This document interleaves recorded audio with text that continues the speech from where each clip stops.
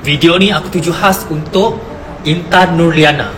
Anda jangan takut, jangan gentar sebab anda berkata perkara yang benar. Okey? Jadi jangan takut sebab rakyat Malaysia kita semua ramai menyokong apa yang anda buat. Sebab itu adalah pandangan anda dan first impression anda sendiri.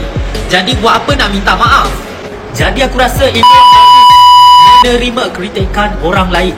Okey, bukan hanya sekadar menerima pujian sahaja. Tak boleh nak menerima hujah orang lain dan kritikan orang lain.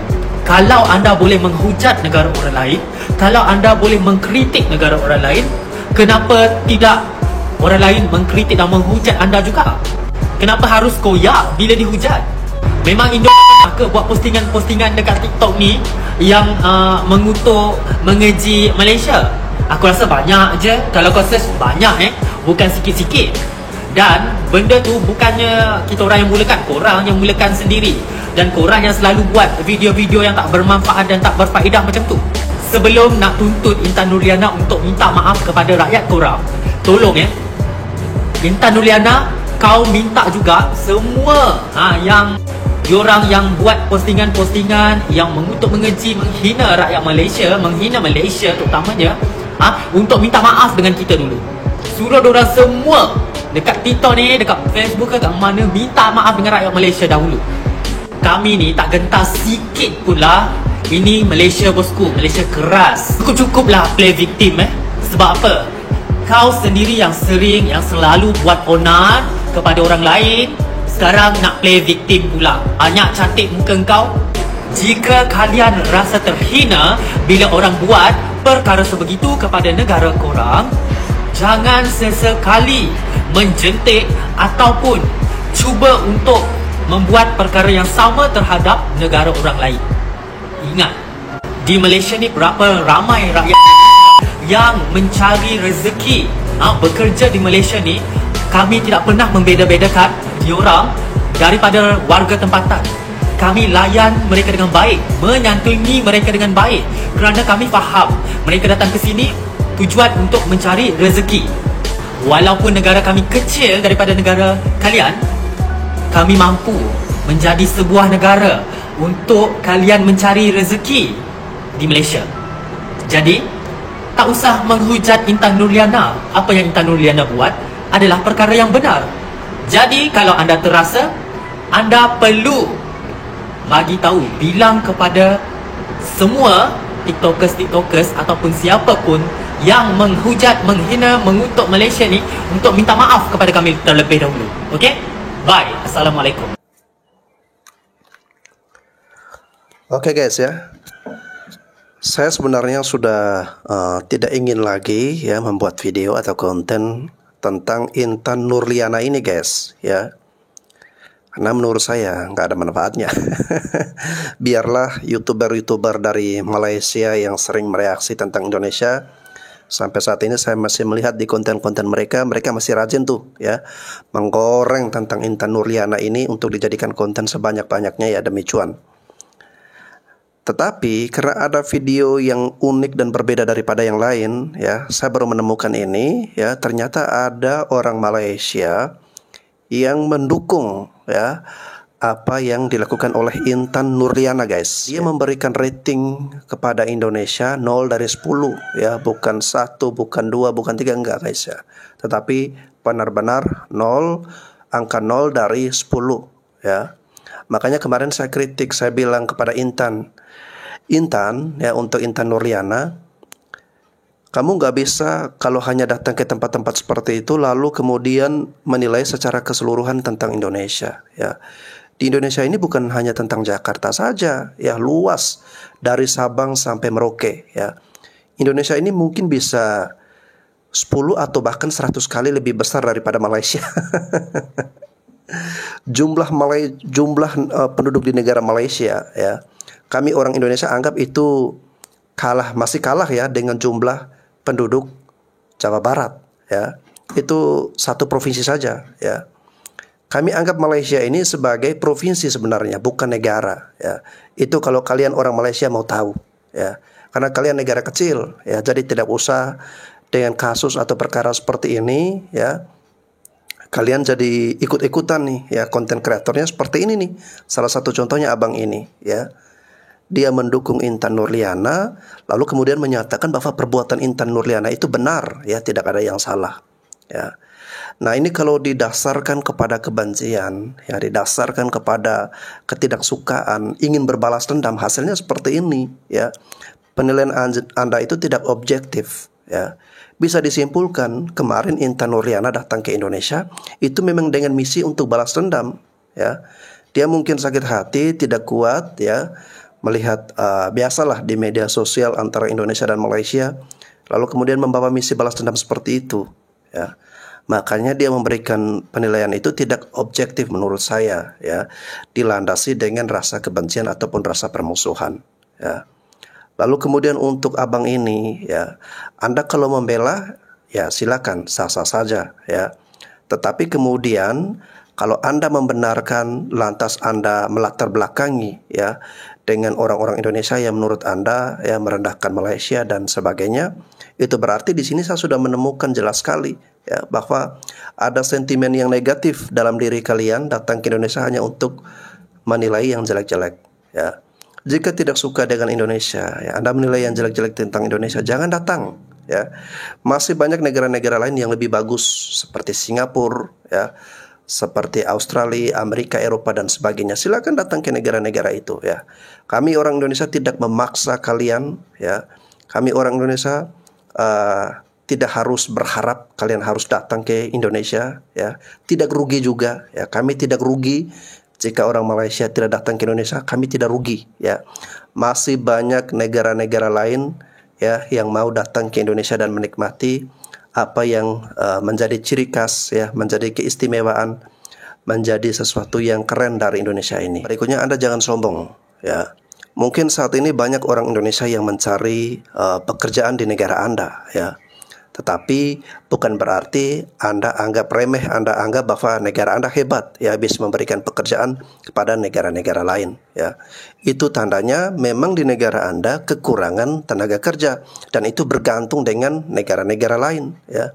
Jika Anda memang tidak ingin orang lain datang ke negara Anda, silakan buat peraturan yang jelas, ya. Minta pemerintah Anda untuk tutup semua akses, ya, agar orang-orang dari Indonesia atau dari negara manapun jangan mencari pekerjaan di Malaysia. Biarlah di Malaysia hanya untuk orang-orang Malaysia, ya. Karena saya melihat pernyataan Anda ini seakan-akan seperti meremehkan, ya, orang Indonesia yang datang bekerja di Malaysia. Padahal itu untuk membantu mengangkat perekonomian negara Anda, ya. Dan ingat, ya, Indonesia saat ini mungkin masih Anda pandang remeh, tetapi suatu saat nanti, ya, negara kita akan berkembang, negara kita akan maju, kita akan membuat banyak sekali lapangan-lapangan pekerjaan, ya, di mana ketika ekonomi Indonesia sudah sangat maju, ya, banyak orang-orang Indonesia yang akan kembali pulang ke negerinya untuk bekerja di dalam tanah airnya sendiri. Ini hanya masalah waktu saja, ya. Kita akan membuktikan bahwa kita adalah bangsa besar, kita adalah negara yang hebat.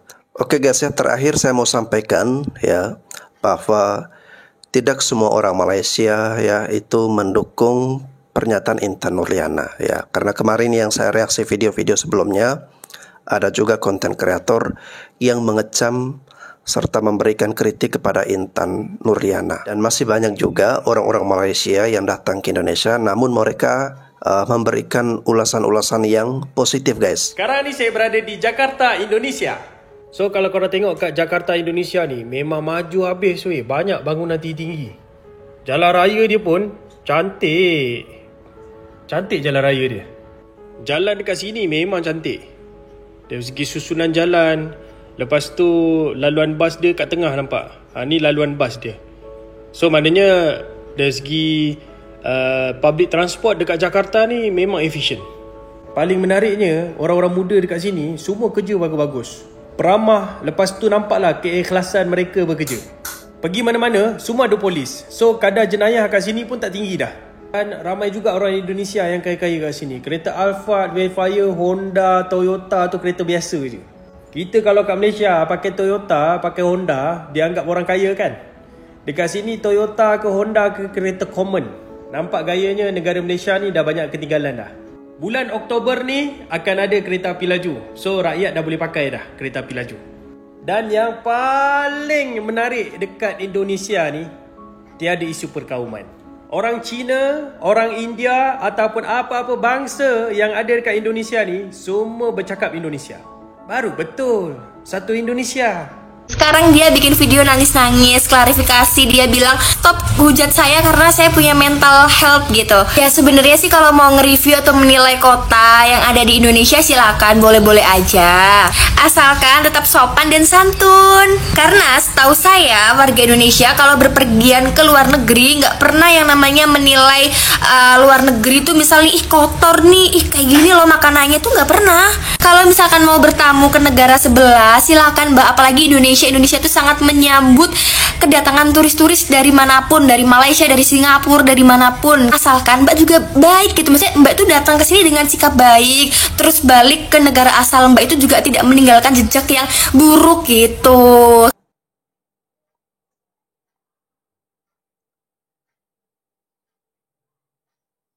Oke, gue mau ikut komentar terhadap video yang lagi viral ini dari turis Malaysia yang bilang kalau Jakarta itu overrated. So, sebagai orang Indonesia yang pernah tinggal di Malaysia, tepatnya di Kuala Lumpur, gue lumayan kaget sih karena si adik satu ini seolah-olah nggak pernah ngelihat hal-hal seperti itu di Malaysia atau di Kuala Lumpur. Even you duduk dekat Bukit Bintang, dekat Bangsar ke, dekat apa lagi, KLCC, mana lagi, you pun akan tengok macam-macam tu. Kedai-kedai jorok pun ada belakang Fahrenheit Bukit Bintang. You tak percaya? Ni, I bagi tengok ya. Macam tu lah. Kalau adik ni travel low budget, kita faham karena you adalah student kan. Tapi you tak boleh bilang Jakarta overrated sebab itu tidak menggambarkan Jakarta secara keseluruhan. Budget adik nanti udah banyak, udah jadi orang kaya, okay? Kalau datang ke Jakarta, nanti datangnya ke daerah Senayan, datang ke daerah Kemang, Senopati, SCBD ya. Baru nanti boleh beri review Jakarta overall. Kalau sekarang you belum punya budget banyak and then you travel dekat Jakarta ni, and then you visit only mungkin Tanah Abang ke, Tamrin ke, atau Pasar Senen ke, tak faham, you janganlah bilang Jakarta overrated ya. Teman-teman I pun dari Malaysia, dari KL datang Jakarta ni, mereka happy lah karena tempat-tempat yang abang bawa ni tidak yang kumuh-kumuh, tak yang low budget macam tu lah ya. Okay, so masa dekat Jakarta tu saya naklah jumpa kawan-kawan Indo saya. So saya cakap dengan diorang, okay, kita nak jumpa dekat mana ni? Diorang cakap, okay, kamu tinggal di hotel mana? Aku bilang, tak apa-apa, biar aku yang ke sono. Sebab diorang tengah kerja kan, saya je ada free time. Saya je tengah free time tu. Okay, so nak jumpa seorang kawan, kau kerja kat mana? Dekat Manggarai. Okay, tak apa, biar aku yang pergi kat Manggarai. Nah, ada seorang kawan saya ni, saya tanya, kerja dekat mana? Oh, dekat Desaria. Okay, tak apa, nanti aku sampai kat tempat kerja kau. Lepas tu saya nak type gue, saya tak jumpa nama tempat Desaria. So saya message dia, saya cakap, Desaria ni dekat mana? Lepas tu dia ketawa, dia cakap, lah, bukan Desaria. Cuba teka apa? Cuba korang teka apa? Rest area lah. Rupa-rupanya rest area. Rest area tu macam kita punya RNR. Bermati-matian aku type Desaria, rupa-rupanya rest area. Alah, muka macam Jawa je pun. Selalu kan kita dengar orang Melayu cakap macam ni. Ungkapan macam muka Jawa ni digunakan untuk apabila kita nak mengatakan bahawa wajah seseorang itu hodoh. Seolah-olah standard wajah Jawa ni macam standard bibik. Ini lagi package, satu lagi package hina wajah dan hina pekerjaan mulia bibik. Ini sangat resis dan sangat menjengkelkan. Tapi yang lucunya, selalunya mangsa yang kena ejek berwajah macam Jawa ni ialah orang Melayu tau. Yang mengejek tu pun Melayu.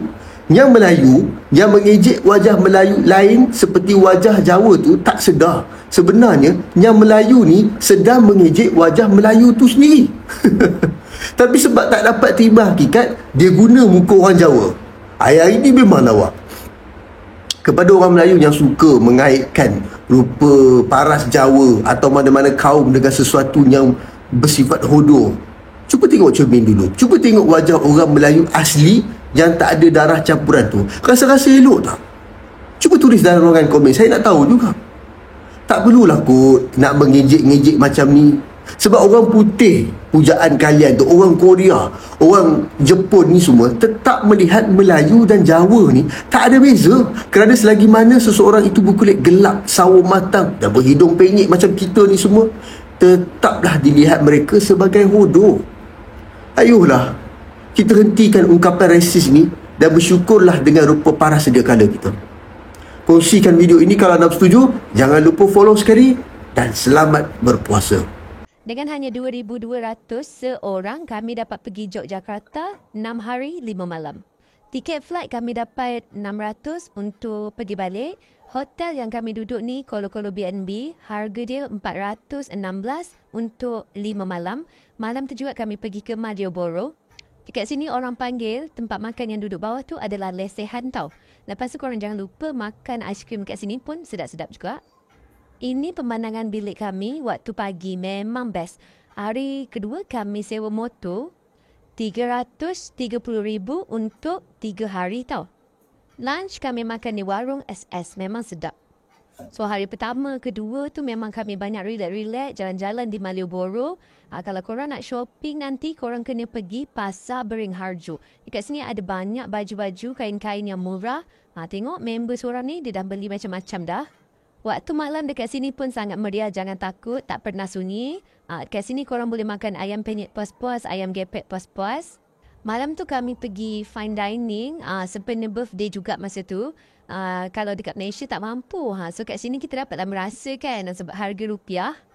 Hari ketiga kami dibawa oleh Mas Jojo untuk pergi ke Jurang Tembelan. Dekat sini memang boleh layan view lah, cantik-cantik sangat.